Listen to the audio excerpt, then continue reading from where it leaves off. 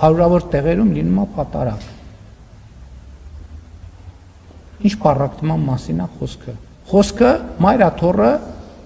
մի քանի աղանդավորից ազատելու մասին է, Կտրիչ Ներսիսյան եւ իր նեղ խմբակ։ Ինչ պարակտման մասին է խոսքը։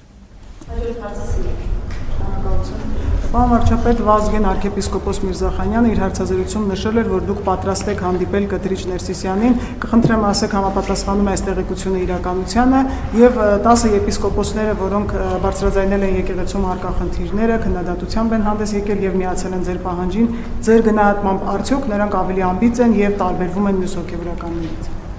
Նրանք չեն միացել իմ պահանջին, նրանք իրենց օրակարգն են ձևավորել, որը շատ մեծ ընդհանրություն ունի այն օրակարգի հետ, որը ես եմ առաջարկել հայտնի հանգամանքների բերումով։ Ես ուզում եմ պարզ լինի։ Իրանք չեն միացել ինձ, ոչ էլ ես եմ միացել իրանք իրանց օրակարգն են բերել, ես իմ օրակարգն եմ բերել կամ մենք մեր օրակարգն ենք բերել, եւ այդ օրակարգերը պարզվում է, որ մեծապես համընկնում են։ Եվ սա հենք է ստեղծում, որ մենք այդ օրակարգի շուրջ աշխատենք, այսինքն մեր ջանքերը մեկտեղ, եթե նույն խնդիրներն ենք ձևակերպել,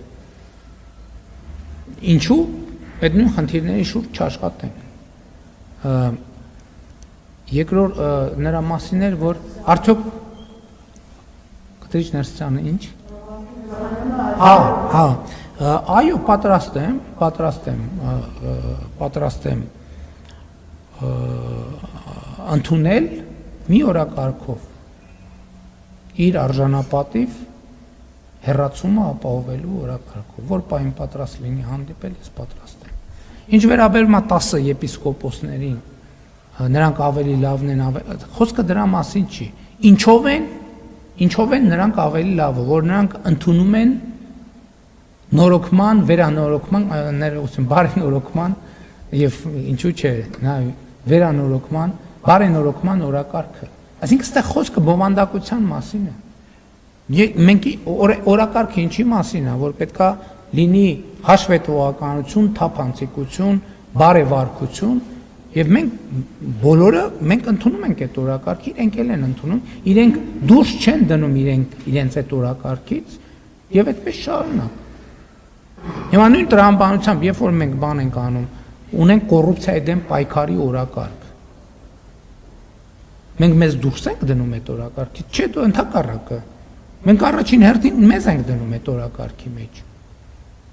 Եվ բոլոր այն գործողությունները հակակոռուպցիոն քաղաքականության, որ անում ենք, այդ առաջին հերթին իշխանության ինքը իրան լրացուցիչ ձևով սահմանափակելուն է ուղղված։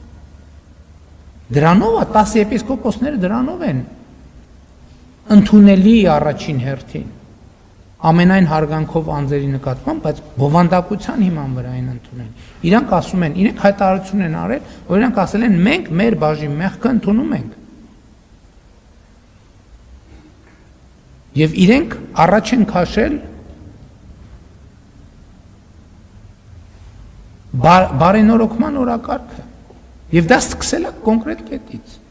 Եթե Կտրիչ Ներսիսյանը տրամաբանական լուծման գնար եւ Արշակ Խաչատրյանին հետ կապված հետաքննությանը չխոչընդոտեր, կարծում եմ 10 եպիսկոպոսների ես դրսևոր, իմիջայլոց։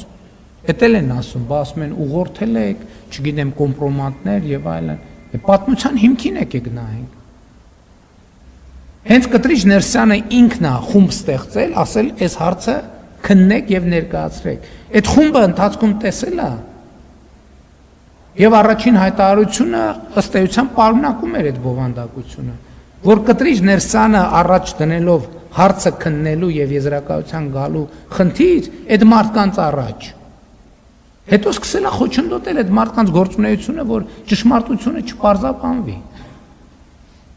Այսինքն ուզեցել է, դա ինչ է նշանակում։ Դա նշանակում է, որ ուզեցել է Արշակ Խաչատրյանի դեպքը